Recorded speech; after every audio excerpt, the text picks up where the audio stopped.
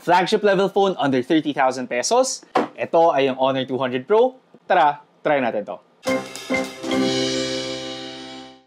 So last month ay nirelease na Honor ang kanilang Honor 200 series, ang Honor 200 and then the Honor 200 Pro. For this video ay pag-uusapan natin ang Honor 200 Pro, ano nga bang meron sa phone na to, bakit siya pinupuri ng mga reviewer, and ano yung mga compromise na may encounter natin. Pero bago lahat, mag-subscribe muna kayo by clicking the subscribe button below, hit nyo yung bell icon para ma-update kayo sa mga videos, and kung sakaling makakatulong sa inyo to, i-like at i-share nyo na rin. For now, check out muna natin ang contents ng kanyang box. Looking at the box, ayun, very typical naman siya for an Honor phone. White yung box, yung contents nito, meron tayong compartment with SIM ejector tool, jelly case, documents, and then underneath ang inyong Honor 200 Pro na phone.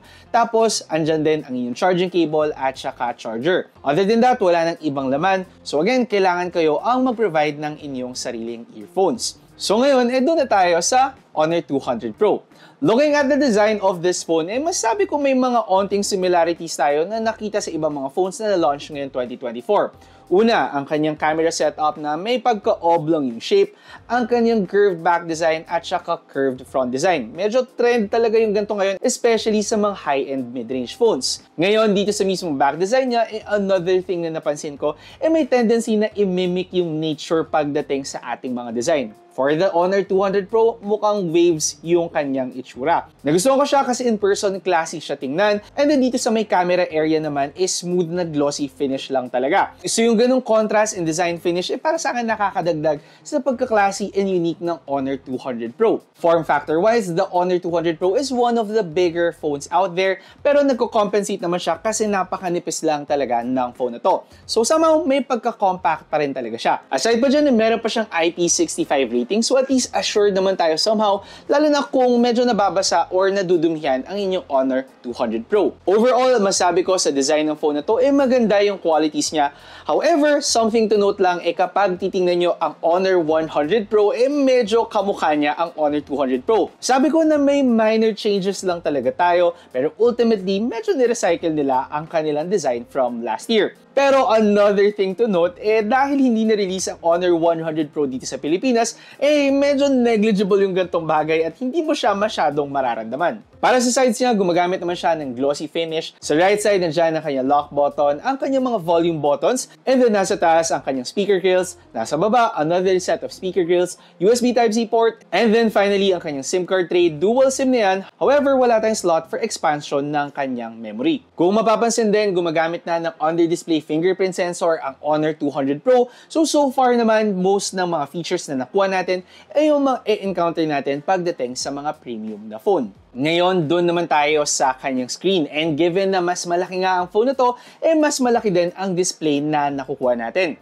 Meron siyang 6.78-inch na display. And for the other specs din, ito yung pang flagship level display talaga. Mas mataas sa FHD yung resolution natin. However, hindi pa rin siya enough para mag-fall under 2K resolution. Pero natuwa naman ako sa dagdag na pixels na binigay ng Honor sa phone na to. Aside pa dyan, meron pa siya mga karagdagang features para maiwasan natin yung eye strain when using this phone. So assured naman tayo na kahit buong araw gamitin ng Honor 200 Pro, maiiwasan natin ang pagsakit ng ating mga mata.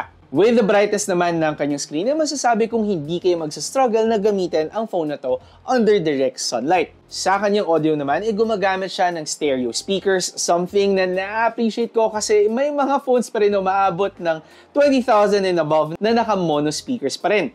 Side pa dyan na nag-deliver naman ng magandang quality ang kanyang speakers, even in greater volumes. Meron din siyang audible bass and umaabot ng 200% yung kanyang max volume na kapag ginamit mo, kahit meron kayong background noise, for sure, maririnig nyo ang kanyang speakers.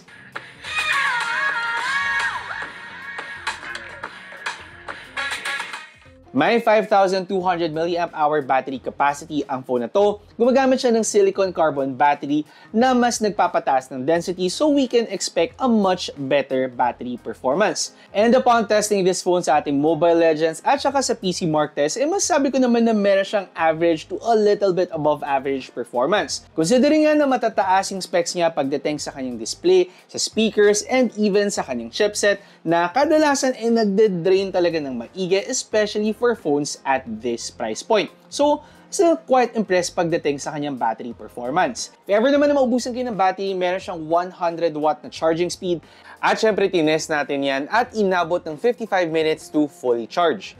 A bit expected ang value na to, pero ang bonus dito, meron siyang wireless charging na umabot ng 66 watt na charging speed. So kung habol nyo yung wireless charging, magandang choice para sa inyo ang Honor 200 Pro. However, obviously, sa lahat ng marketing efforts ng Honor 200, especially with the Honor 200 Pro, binansagan nila itong AI Portrait Master. Ano nga ba ang ibig sabihin nito at talaga bang maibubuga ang kanyang camera performance? Meron siyang 50 megapixel na main camera, a 50 megapixel telephoto lens, and then a 12 megapixel ultra-wide lens, at ito ang results na nakuha natin. Actually, kung titingnan nyo yung mga photos, very different yung output na nabibigay sa atin ng Honor 200 Pro. Iba yung color output niya sa ibang mga phones na na-encounter ko ngayon 2024, kung saan patapangan ng saturation, patapangan ng contrast. Pero with the Honor 200 Pro, mas ni-level out niya yan. Kung saan mapapansin nyo, hindi ganun kataas yung contrast, hindi ganun kataas yung underexposed areas, hindi ganun kataas yung shadow, at maganda lang yung dynamic range ng camera niya overall. Hindi rin ganun katapang yung colors, hindi rin ganun kapatay tingnan. So para sa akin, medyo may kakaibang itsura or kakaibang dating ang photos taken with the Honor 200 Pro. Yan ay well translated din pagdating sa kanyang ultra-wide lens, kasi kung titingnan nyo, even the colors are the same, yung sharpness, yung contrast, medyo identical pagdating sa kanyang main camera. So yan sa mga sign na masabi kong maganda yung camera at saka yung post-processing mismo ng inyong phone. With the zoom photos din, dahil sa tulong ng kanyang 15 megapixel na telephoto lens, mapapansin nyo din na maganda pa rin yung output niya kahit pa i-zoom nyo ng maigi ang inyong mga photos. Yung colors niya, same pa din, hindi sobrang tapang, and then yung contrast para sa akin, medyo mababa pero very likable pa rin. At kung tutusin, para sa akin, mas modern lang talaga yung vibe ng ganitong mga photos. Vibrant, light, and bright, yun yung mga words na magagamit ko to describe yung output ng ating Honor 200 Pro. Even in low light situations, maganda rin yung kanyang performance to the point na hindi ko na-feel yung need na gamitin ang kanyang night mode. However, upon using the night mode nung una, nakaka-encounter ako ng issues, pero upon updating naman, nawala na yung mga ganitong concerns. Kung tutusin, medyo na-appreciate ko yung ganito sa Honor, kung saan kung may issues man sila sa software, kaagad silang naglalabas ng mga update para mas lalo pa nating ma-maximize ang ating phone. For the selfie naman ngayon, meron siyang 15 megapixel selfie camera and a 2 megapixel depth sensor, and masasabi ko na nagre-reflect naman ang specs na to pagdating sa kanyang output. For most phones under 30,000, kadalasan either sobrang ganda ng rear mo or sobrang ganda ng selfie camera mo. However, for this, masabi kong maganda parehong rear at saka front camera ng Honor 200 Pro. Very natural pa rin tingnan yung aking mga pictures, pero somehow with additional contrast and color, mas nagiging maganda lang or blooming yung aking itsura. Without actually over-smoothening or making it too artificial, para sa akin, isa to sa nakakapaghatid ng pinakagwapong self mo nang hindi naman tipong nang ka-catfish ka talaga sa iyong mga photos. With the videos, meron din tayong mga features na nagpapaganda. Syempre, yung AI video para lang mas gumanda yung quality ng ating video, mas maganda yung focus, mas maganda yung colors, and meron din siyang bokeh mode para gawing cinematic yung kanyang output. Medyo mamimili lang kayo between the two, pero however nyo gamitin, nakakatuwa na meron tayong ganitong features for a phone under 30,000 pesos. Idagdag nyo pa dyan yung kanyang stabilization na syempre to be expected naman for phones at this price. Ang pinaka-bonus pa dito ay yung kanyang Harcourt Studio feature para sa kanyang portrait mode na gagawing dramatic ang inyong mga shots. Kung habang yung medyo studio level shot na may kakaibang lighting, very dramatic, ito yung magandang additional feature para talaga mapalabas yung ganitong quality. Kung gusto niyo ng mga dramatic portrait shots, mga product shots na napakaganda tingnan, o kaya mga sexy shots, basically ito yung magandang filter na pwede nyong idagdag. Medyo hit and miss lang siya pagdating sa lighting, kailangan talagang tama or perfect yung lighting na nakuha nyo, pero once na matimpla nyo na siya ng maayos, definitely makakakuha kayo ng mga studio level photos by just using your phone. So, magandang additional feature na nakuha natin out of the Honor 200 Pro. Overall, pagdating sa camera performance and features, definitely busog na busog ka sa features na Honor 200 Pro. Maraming mga premium at flagship level features and in both photo at saka video mode. So, highly appreciated yan out of this phone. And syempre, mukhang totoo nga naman yung sinabi nilang AI Portrait Master talaga. Pero syempre, hindi lang naman yan ang habol natin in a phone. Yung iba, pagdating din sa chipset performance. Ang maganda pa dito ay gumagamit ng Snapdragon 8s Gen 3 na chipset ang Honor 200 Pro, and it automatically makes this the fastest phone na pwede nyo makuha under 30,000 pesos. With the phones na na-release ng iba't ibang brands ngayong taon, kadalasan kapag under 30,000 pesos, meron silang flagship level from last year or last year. Pero ewan ko, ginawa ng Honor yung flagship of this year. And syempre, tinest out natin yan at nakakuha tayo ng flying colors. Matataas na result across the board, and syempre, ginamit din natin for gaming at mataas din yung mga settings na nakuha natin.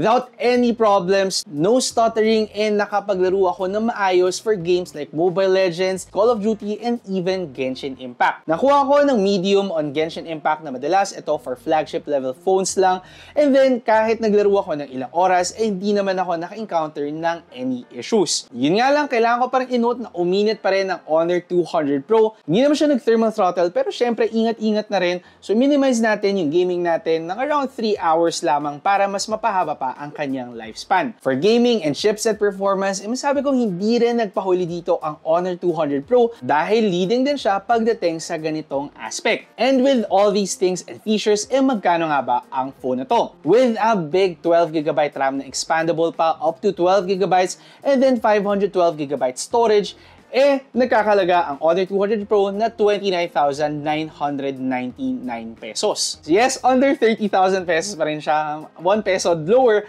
pero gets nyo naman yung point ko guys na for a phone at this price point, you are getting a lot of flagship features. Yung kanyang cinematic na video, yung magandang camera output na para saan kakaiba yung approach, yung kanyang magandang chipset performance, yung kanyang hardcore studio na feature, and syempre yung magandang speakers, magandang display, at magandang design ng phone na to. Yung main compromise lang talaga niya para sa akin, medyo similar siya sa design ng Honor 100 Pro of last year. However, since hindi yun na-release sa Pilipinas, para sa akin, negligible ang performance na to. And kahit pa, mas napapafocus pa rin ako sa dami ng mga pros at saka features na nakukuha natin out of this phone. Para sa akin nga, parang sayang na nakafocus lang sa AI Portrait Master ang Honor 200 Pro dahil hindi lang talaga camera ang nabibigay niya sa inyo. Good gaming performance, good screen, good battery, good audio, good charging, tapos syempre, yun nga, yung kanyang pagka-AI Portrait Master. Isang magandang phone na 30,000 pesos na talaga nga naman todo bigay at updated ang kanyang mga features. Yan ang masasabi ko para sa Honor 200 Pro. Sulit na 30,000 pesos na phone ngayon 2024. Hopefully nakatulong sa inyo ang video na to para malaman kung ito na nga ba talaga ang phone na para sa inyo. Kung sakaling hindi pa kayo nakasubscribe dito sa channel, mag-subscribe by clicking the subscribe button below. Hit nyo yung bell icon para ma-update kayo sa mga susunod na videos. Again, ako si Alvin, ang inyong tech guy. See you next time. Ingat! Nagustuhan nyo ba ang video ko? I-check out nyo ang aking channel for more phone, gadget, and laptop reviews. Tapos, meron pa akong tech tips and guides. Mag-subscribe by clicking the subscribe button below at i-hit nyo na rin ang bell icon para sa mga susunod ko pang videos.